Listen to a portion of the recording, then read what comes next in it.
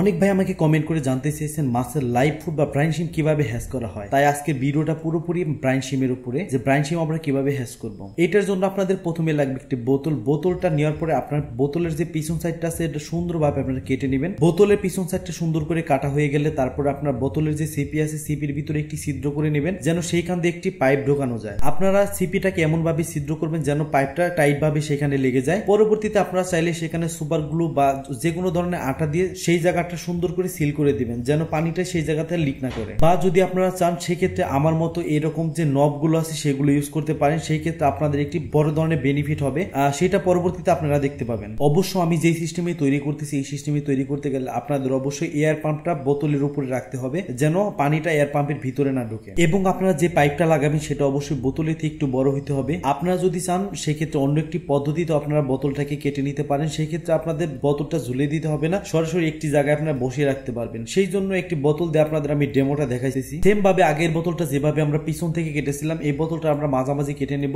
মাঝামাঝি কাটার পরে সুন্দর করে একই প্রসেসে বোতলটার মুখে একটি ছিদ্র করে নেবে এবং যে নিচের অংশটা থাকবে সেটার নিচে একটি ছিদ্র করে নেব। সেখানে ছিদ্র করার পরে বোতলটাকে আমরা বোতলটার যে মাথার অংশ আছে সেই অংশটাকে নিচ দিকে করে দিয়ে দিবে এবং নিচের যে পাইপটা থাকবে সেটাকে আমরা বোতলের যে পিছনের অংশটা আছে সেই অংশটা থেকে টান দিয়ে বের করে দেবে, যেন এই জায়গা দিয়ে এয়ারেশনের ব্যবস্থা আমরা করতে পারি। আপনারা চাইলে দুইটি পদ্ধতিতে এই বোতলটিকে কেটে নিতে পারবেন। এরপরে আমি ঘরের ভিতরে চলে যাই আপনাদের বাকি অংশটা দেখানোর জন্য। আপনারা হয়তো অনেকে ভিডিওতে দেখেছেন আমার ঘরে একটি ব্রাইন শিম ভ্যাস করার জন্য একটি বোতল কেটে আমি রেডি করে রেখেছি। সেইখানে যাওয়ার পরে পুরো প্রসেসটা আপনাদের দেখাইতেছি। আমার যে মুখের ভিতর যে আমি নব সিস্টেম করেছিলাম সেটাকে আমি প্রথমে বোতলের ভিতরে লাগিয়ে দেওয়ার পরে এরপর আমি বোতলটাকে পানি দিয়ে ফিল করে দিই। বোতলটাকে ফিল করার সময় অবশ্যই আপনারা মনে রাখবেন অতিরিক্ত পরিমাণে পানি দেওয়া যাবে না। এরপর আপনারা সেখানে ইউজ করবেন কিছু পরিমাণ লবণ। অনেকেই লবণ নিয়ে কনফিউশন থাকেন যে আমরা লবণটা কি পরিমাণ দিব। আর আরেকটা কথা আপনাদের বলে দিই, লবণ ইউজ করার সময় অবশ্যই আপনারা যে আমরা গ্রাম অঞ্চলে বলে থাকি গরুকে খাওয়ানোর জন্য যে লবণগুলো ইউজ করা হয় বা মোটা দানা যে লবণটা আছে সেই লবণটা আপনারা ইউজ করতে পারেন। কিন্তু আমরা সাধারণত যে লবণটা খাই সেকেন্ডারি লবণটা সেটা ইউজ করা যাবে না। লবণটার পরিমাণ নিয়ে অনেকের ভিতরে কনফিউশন থাকে যে কি পরিমাণ লবণ আমরা ইউজ করবো। এখানে আপনি 2 থেকে 3 চামচ লবণ ইউজ করলে হবে। এরপরে যে মূল উপাদানটা আপনাদের লাগবে সেটা হলো ব্রাইন শিম মেক। ব্রাইন শিম মেক আপনাদের মাছের কোয়ান্টিটি অনুপাতে আপনারা ইউজ করবেন।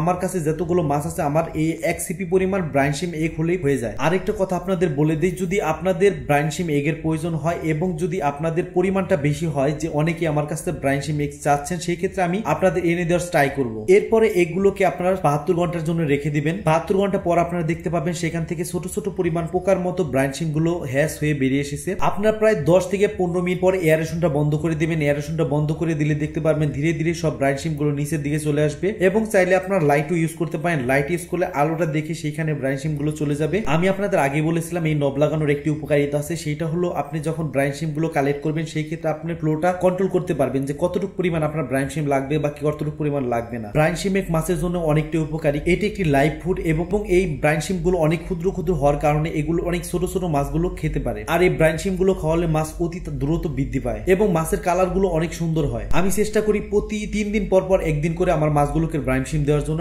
আপনারাও চেষ্টা করেন মাছগুলোকে মাঝে মধ্যে ব্রাইন শিম দেওয়ার জন্য। ব্রাইন শিম দিলে পরে মাছের কালার এবং স্বাস্থ্য দুইটাই ঠিক থাকবে। সেই জন্য মাঝে মধ্যে আপনারা ব্রাইন শিম দেওয়ার চেষ্টা করবেন। আমি জানি না আমার ভিডিওটা আপনাদের কতটা পরিমাণ উপকারে লাগবে। যদি ভিডিওটা একটুখানি উপকারে আসে অবশ্যই ভিডিওতে একটি লাইক করবেন এবং চ্যানেলটিকে সাবস্ক্রাইব করে দিবেন। ধন্যবাদ সবাইকে ভিডিওটি দেখার জন্য।